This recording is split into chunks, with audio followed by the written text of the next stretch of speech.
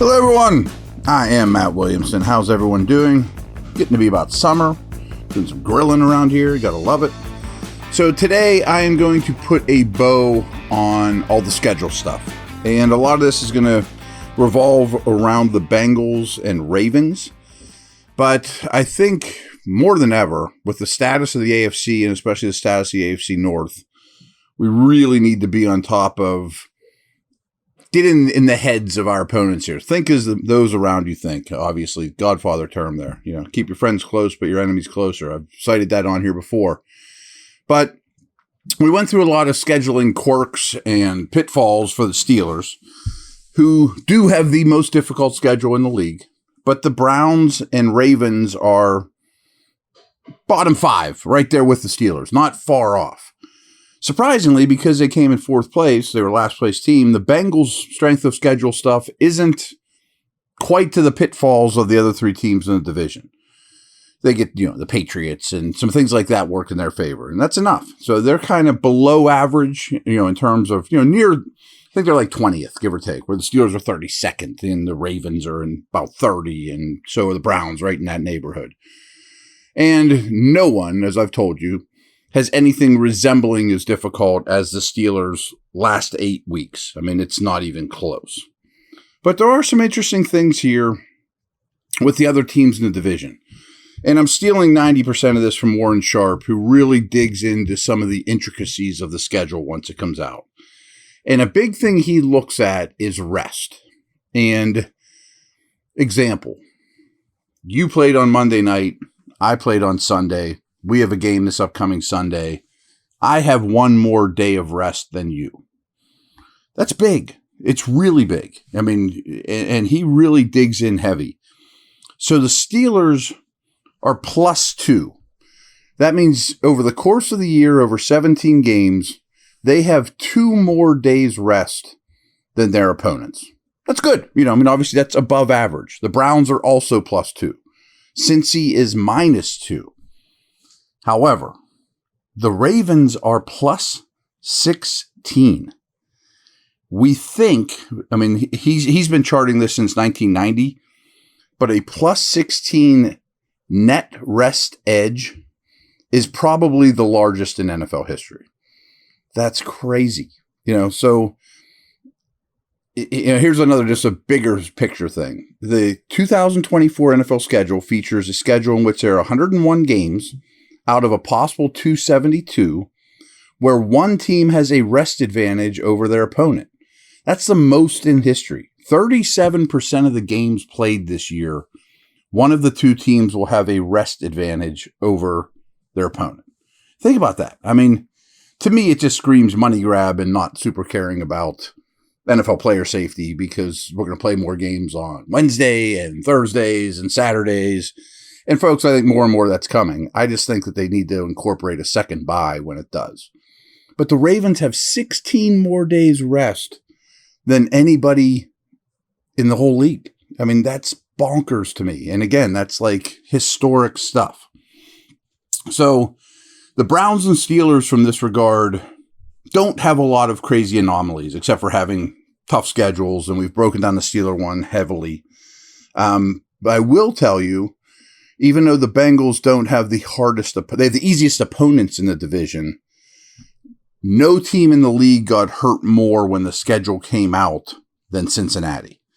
And what I mean by that is all their rest stuff and, things of that nature. And we're going to dig into that, and we're going to dig into the Ravens heavily too.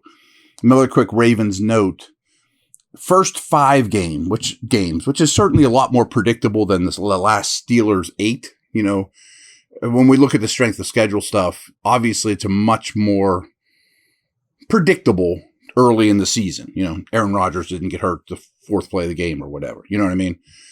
So of the first 5 games of the year, the Ravens have by far the hardest schedule, where the Steelers have by far the hardest schedule the last 8 weeks of the year. I'd rather be in the Steelers' shoes if it were 5 for 5. You know what I mean? Just because who the heck knows what's going to be going on in December? We have a much better idea of what September is going to look like. So there's some pretty interesting stuff. But again, the Ravens are a real outlier in a couple regards, and Cincy got hurt more than anybody this past week when the schedule came out. BetOnline's your number one source for all your summer sports this season. From baseball, golf, NBA, and NHL playoffs, all the latest stats, news, and scores available to follow up your favorite teams. Get the latest odds and lines, including the latest team matchups, player props, and odds on just about every sport out there. Head to the website today or use your mobile device to get in on the action. BetOnline, where the game starts.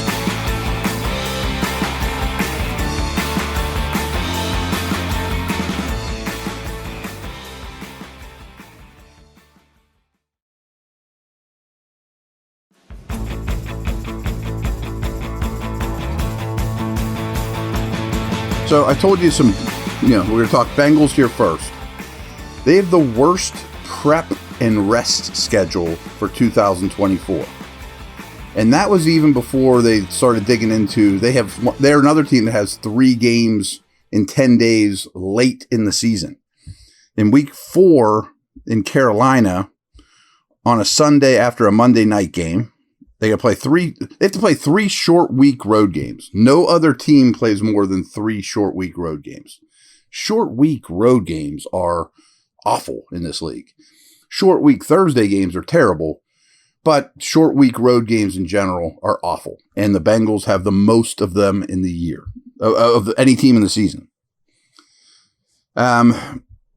This is actually back-to-back years that the NFL schedule members have done this to Cincinnati, that they've had to play 3 short week road games, which again, the last year and this year is the most in the league.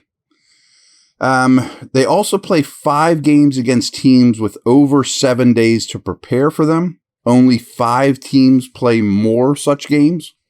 Brutal. They rank 24th in what we call net games versus opponents, with a plus or minus week to prepare. Brutal. Their week 12 bye week is partially negated because the Steelers play on Thursday night in week 12 and have a mini bye leading into that game. So even when they get a bye, they get the Steelers that are more rested than ever. I mean, I'd be pretty ticked off if I were Cincinnati. They are one of 3 teams playing 3 games in 10 days. And they are at a rest disadvantage in all of them. It's brutal. The bottom line is that for most of their toughest games on the schedule, rest is working against the Bengals. They play Kansas City in week 2. Kansas City's coming off that Thursday opener, so they have 10 games to prepare. They play the Ravens in Baltimore in week 10. That's a short week road game. Week 14 versus the Cowboys. Dallas is off a Thursday game, and thus they have a mini bye. So really tough.